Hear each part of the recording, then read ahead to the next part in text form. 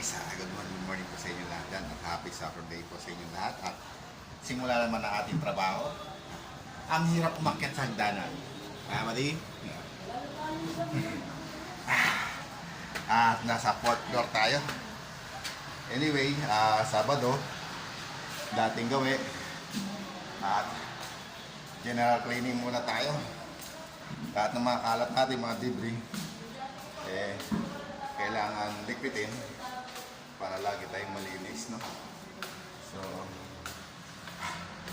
kakahingal lang kasi akit pa tayo, no? So guys, no, makikita nyo guys, hindi pa ko masyadong gawa, pero guys, may mga pinto na to. Yan.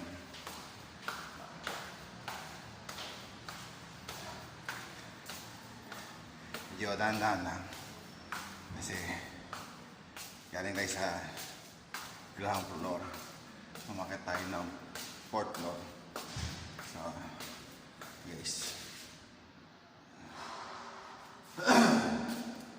kasi guys, nang ginagawa pa lang siya, so hindi pa siya tapos, kaya medyo man pa siya, madilim, no?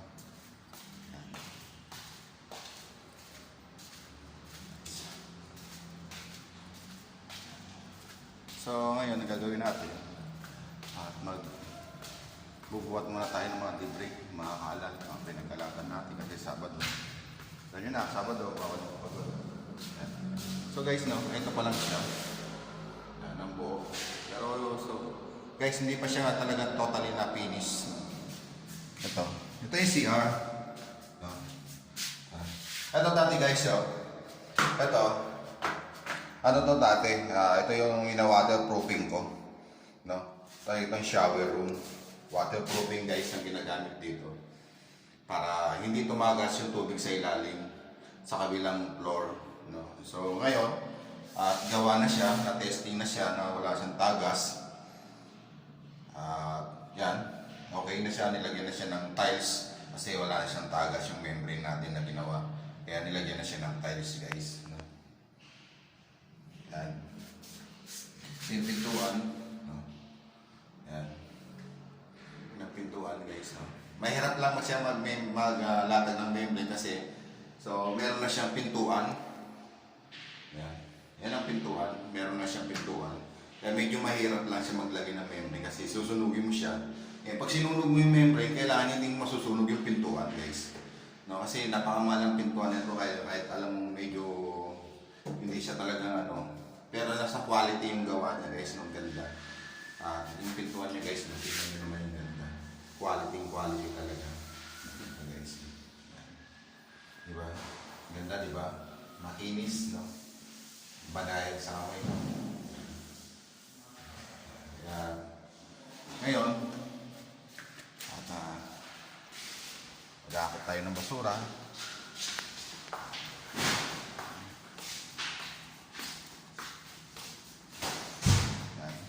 Yung mga kasama ko iba. Ayan.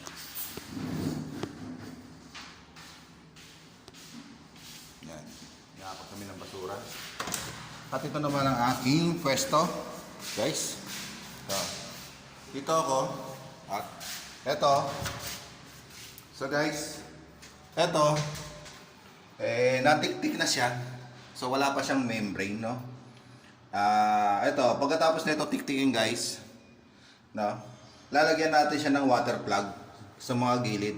Pati rito guys, lalagyan natin siya ng water plug. Yung pinakabunganga niya, no? Mamaya papakita ko sa inyo kung paano maglagay ng water plug sa mga tubo. Yan. Para hindi tumagas sa ilalim yung tubig. So pagkalagay natin ng water plug guys, lalagyan natin siya ng primer, no? Yung primer guys, eto. Pakita ko sa inyo yung primer guys, no? Ito yung primer guys. Yan. Medyo tumigas na. Kulay itim siya guys, ha. Yung primer.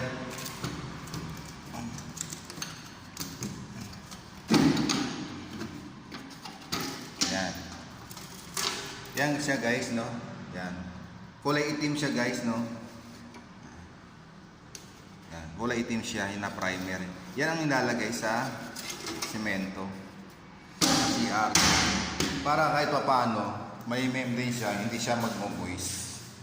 Yan. So, yan. Ito ang aking gamit.